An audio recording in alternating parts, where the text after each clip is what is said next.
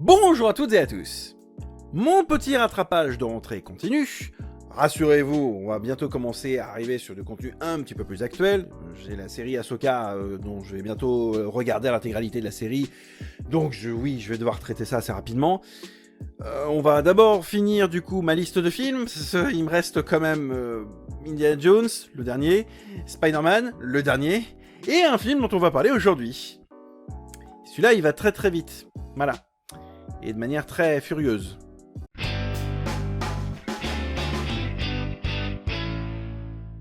Alors celui-là, je sens qu'il va pas forcément faire l'unanimité.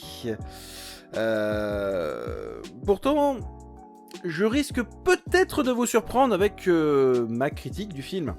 Toujours sans spoiler avec le chapitrage comme d'habitude, c'est pas le problème. Mais je risque quand même de vous surprendre avec ce que je vais dire. On va très vite passer à la partie histoire, même si elle sera un petit peu plus raccourcie cette fois-ci. Non pas que j'ai pas grand-chose à dire, si, sauf que j'ai en fait trop de choses à dire et je veux pas spoiler. Donc, passons à la partie histoire, voulez-vous. Petite précision avant de entrer dans le vif du sujet de l'histoire, il faut que vous soyez à jour dans les films Fast and Furious. C'est-à-dire qu'au préalable, selon les films, il est toujours bon d'avoir vu les films précédents. Là, sont comptés les films 5, 7 et 9 pour que vous puissiez comprendre le 10e opus, du coup. Je rappelle encore une fois, le film Hobbs & Shaw ne compte pas, c'est un spin-off. Donc ce n'est pas un Fast and Furious officiel, ou plutôt si, mais il fait pas partie de la trame principale. Donc, je rappelle, 5, 7 et 9 pour pouvoir comprendre du coup ce 10e opus. L'histoire se passe un petit peu après, un bon moment après le 9e opus, donc la plupart des héros font leur vie de leur côté, sauf que, un beau jour, il s'avère que une menace venant du passé fait surface. Alors, une menace venant du passé. Elle a un lien avec quelque chose qui vient du passé, donc, et a pour objectif de s'en prendre à toute la famille de Vin Diesel. Enfin, de Dominique Toretto, si vous préférez. Donc, le but de cette menace, de cet antagoniste, donc, c'est de s'en prendre à tout le monde. Sauf que... quelle sacrée menace! Ouais, c'est même plus un caillou dans une chaussure à ce stade. Hein. C'est-à-dire que, clairement, ce genre de méchant-là, c'est le genre de méchant qui, clairement, va être bien casse-bonbon hein, pour toute la famille. Au sens propre et au sens figuré. Bon. Passons à la partie mon avis. Ouais, alors je me suis pas foulé pour celle-là, hein, je suis désolé. Mais alors, j'ai vraiment envie de vous laisser la surprise vis-à-vis de ce film parce que, étonnamment, il est pas si mauvais que ça. On va avoir ça dans la partie mon avis.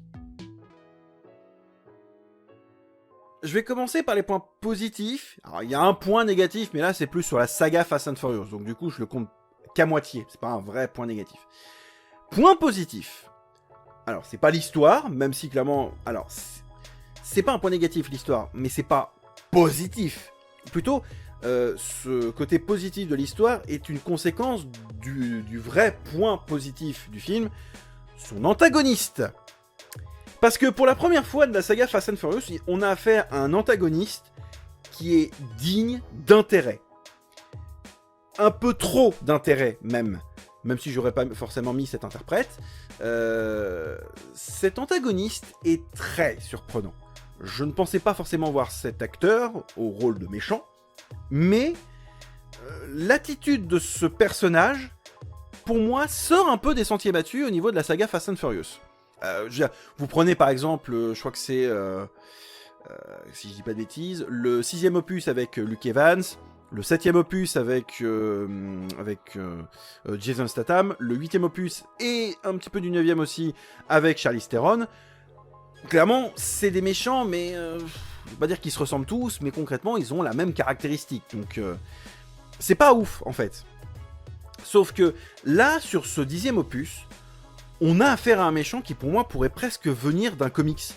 Il est pas assez sérieux pour du Fast and Furious, mais trop sérieux dans ses actions par rapport à ce que les anciens méchants ont pu faire par le passé. Donc c'est un équilibre assez étrange en fait, c'est assez déstabilisant en fait. Parce que pour le coup, ce méchant-là, en fait, il ne craint rien, il n'a peur de rien, il est complètement starbé dans sa tête, et alors, je vais citer du coup un segment du film. Alors, en soi, ce segment-là, je vais vous le dire, mais c'est pas un spoil de l'histoire principale, c'est juste pour vous montrer à quel point il est vraiment starbé dans sa tête. Exemple, on voit une séquence où ce méchant parle à 2 hommes de main. La séquence dure un petit moment, sauf qu'à la fin, on se rend compte que ces 2 hommes de main étaient déjà morts depuis bien des heures, voire des jours, on sait pas. Et c'est... Il s'en amuse, il rigole, il est vraiment dans un autre bail dans sa tête, et c'est des réactions qui pourraient presque me faire penser à un Joker. Pas version Joaquin Phoenix, mais d'autres formes de Joker si vous préférez. C'est un méchant qui s'amuse de la mort, qui rigole de la mort, ce qui est pourtant une caractéristique qui normalement est plutôt proche de Burton. Enfin, Burton aime s'amuser de la mort.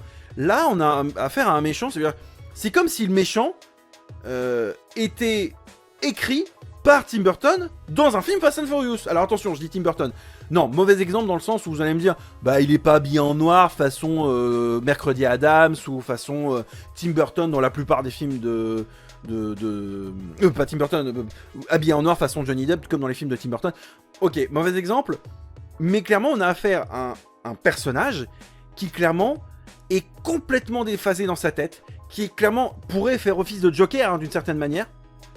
Il ne craint rien, il ne craint personne, il n'a peur de rien, pas même de la mort.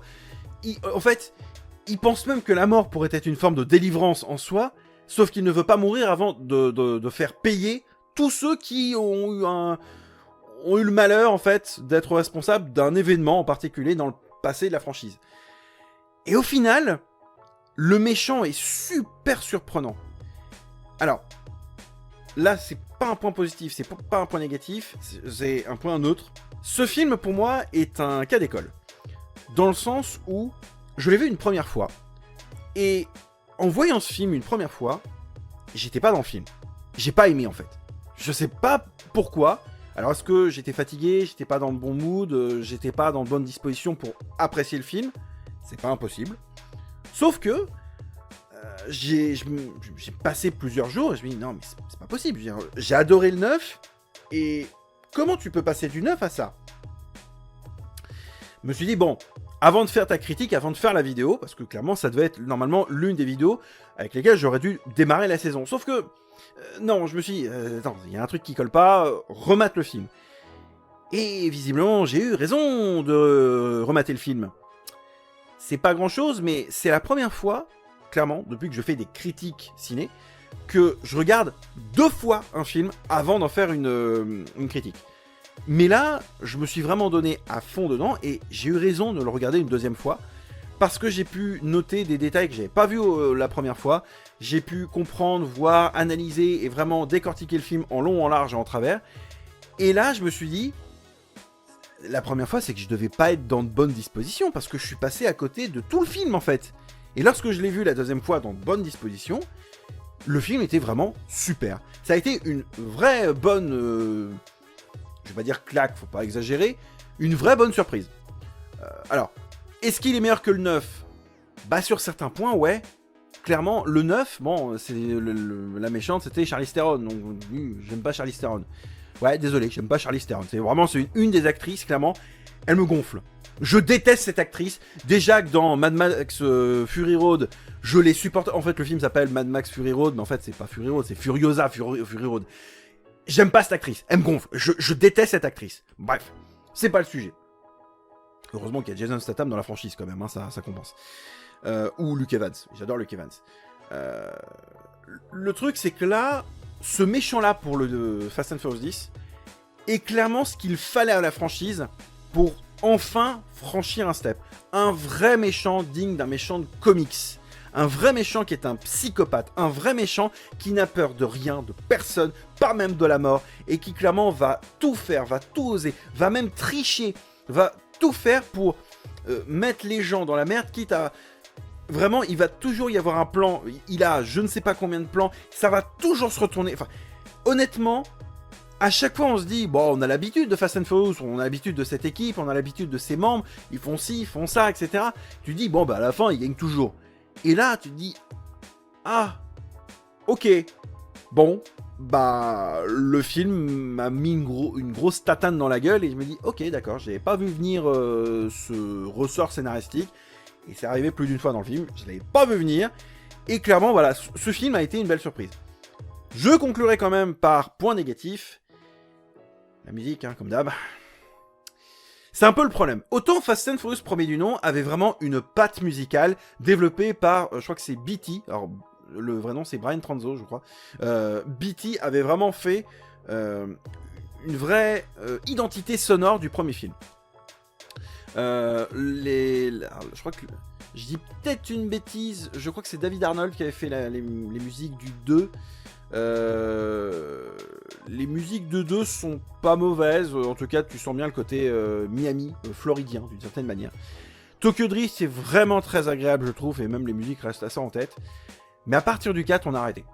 On a arrêté, il y a des musiques hein, mais elles sont totalement... pas dire random, hein, mais elles sont pas ouf honnêtement les musiques. Et malheureusement, je crois qu'il y a un ou deux thèmes qui se rejoignent d'un film à l'autre. Mais je vais être franc, à part le See You Again que tout le monde connaît avec le décès de Paul Walker, et d'ailleurs c'est force est de constater que le 7, encore une fois, a des musiques, et sans doute c'est l'un des rares de cette nouvelle génération, où les musiques sortent un peu, elles sont pas mal, mais elles sont pas mal parce qu'il y a eu tout le contexte derrière, et qu'en plus, d'ailleurs, une des musiques de fin colle plutôt bien en transition avec la musique de Charlie Puth, comme si clairement c'était la même musique divisée en deux, sauf que nous on connaît que la musique version Charlie Puth. Alors que du coup, il y avait la partie orchestrale juste avant, et du coup, enfin bref, ça c'est le 7. Le problème c'est que depuis le 4 jusqu'au 10, niveau musique, à part le 7, bah, il n'y a pas grand chose à se mettre sous la dent. Donc, vous prenez n'importe quelle saga, hein, Star Wars, Harry Potter, Seigneur des Anneaux, les Marvel, même les Batman de Nolan, il y a des musiques qui restent en tête. Réellement, il y a des musiques qui clairement restent dans le crâne, et clairement, le thème est ultra connu. Sauf que pour Fast and Furious, il n'y a pas vraiment de musique, c'est ça le problème. Après, est-ce que clairement le fait de mettre de la musique, alors que c'est un film avec beaucoup de voitures qui font vroom vroom tutut la voiture, je serais en droit de vous dire non. Regardez dans les 3 premiers films, il y a de la musique, c'est reconnaissable, il y a vraiment une patte stylistique particulière, mais ça gêne pas, quoi. Donc alors pourquoi depuis le 4 on a des musiques bateaux, lambda, qui sont pas ouf, il n'y a pas le thème. C'est une saga Fast and Furious, il n'y a pas de thème Fast and Furious. Je ne comprends pas. Sincèrement, je veux dire, même Matrix a au moins un thème musical. Il n'y a pas beaucoup de musique dans Matrix, mais il y a au moins un thème musical. Là, il n'y a pas de thème de Fast and Furious. C'est quoi la musique de Fast and Furious? C'est quoi le thème de Fast and Furious? Il n'y en a pas. Je suis désolé, c'est pas grand chose, mais j'aurais bien aimé un thème Fast and Furious. Sauf que bon, il n'y en a pas. Ou s'il y en a, c'est tellement discret qu'on le remarque pas, et c'est dommage. Donc bon, bon, voilà, je vous ai donné un gros point positif, un gros point négatif, et une partie neutre qui, pour le coup, très personnelle. Peut-être que je suis pas le seul dans ce cas-là. D'ailleurs, dites-le moi dans les commentaires si concrètement, alors soit vous avez vu le film, soit vous n'avez pas vu le film, soit concrètement vous avez été dans le même cas de figure que moi. Je serais curieux, encore une fois, dans les commentaires, d'avoir votre ressenti. Parce que peut-être que je fais fausse route, c'est pas impossible. Peut-être que concrètement j'ai analysé trop de trucs, je sais pas, honnêtement. Vous dites-le moi dans les commentaires, hein, honnêtement, on va pas s'embêter là-dessus. Voilà, c'est la fin de cette vidéo, merci à vous toutes et à tous de l'avoir suivi, comme d'habitude, le pouce, le commentaire, le partage. On se retrouve du coup la semaine prochaine pour de prochaines vidéos et pour de prochains streams. N'hésitez pas à vous abonner aussi, hein, parce qu'on est bientôt proche des 900, voire même des 1000. Hein, ça serait bien qu'on arrive à franchir les 900 avant mon anniversaire, voire peut-être même les 1000 avant la fin de l'année, ce serait cool. Si on a franchi les 1000 abonnés, il y a une vidéo surprise qui vous attend. Et celle-là, je me fous pas de votre gueule. Une bonne vidéo, bien, et celle-là, ce sera pas en ce format-là, hein, ce sera un truc un peu plus chiadé, comme on dit. Voilà. Du coup, on se retrouve très très vite pour de prochaines vidéos. D'ici là, portez-vous bien. Gros bisous à toutes et à tous. Salut!